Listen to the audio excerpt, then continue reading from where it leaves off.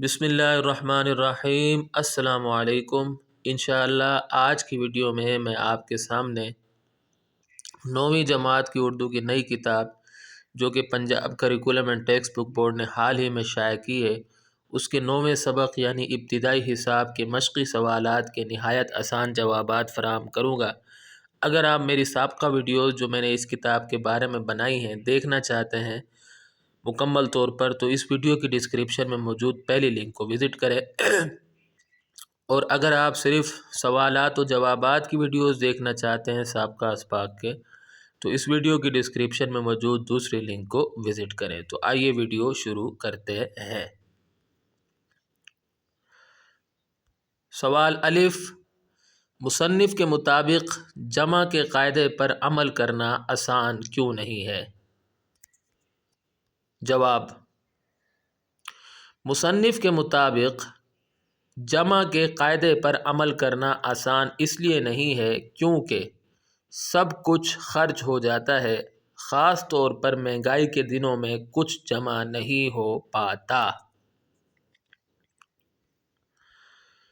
سوال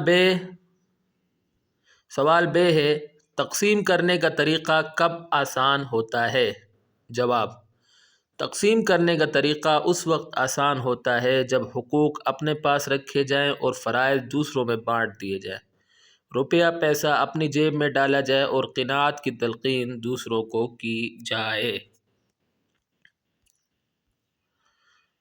سوال ج، مصنف کی طالب علمی کے زمانے میں الجبرے کا خاص مصرف کیا تھا؟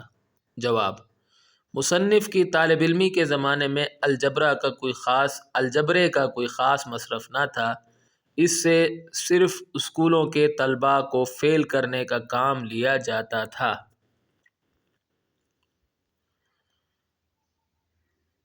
سوال د، مستطیل کے 4 کے بجائے 5 یا 6 ضلع کر دینے سے مصنف کیا مراد لیتے ہیں؟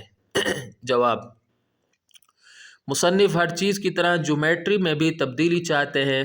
ان کے خیال میں مستطیل کے 4 کے بجائے 5 یا 6 ضلع ہونے چاہئیں تاکہ ایک آدھ فالتو بچ جائے۔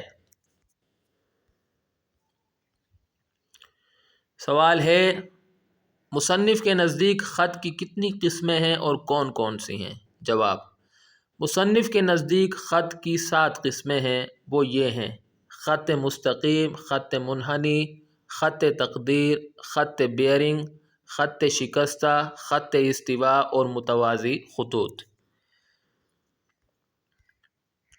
سوال واو، مصنف نے دائرے کے گول ہونے کی کیا وجہ لکھی ہے؟ جواب: مصنف نے دائرے کے گول ہونے کی کوئی وجہ نہیں لکھی ہے۔ ان کے مطابق پرانے زمانے کے لوگوں نے یہ فیصلہ کر دیا تھا جو اب تک چلا آ رہا ہے۔ تو یہاں آ کر ہماری ویڈیو اختتام کو پہنچتی ہے۔ میں امید کرتا ہوں کہ آپ کو میری ویڈیو پسند آئی ہوگی۔ اگلی ویڈیو تک کے لیے مجھے اجازت دیں۔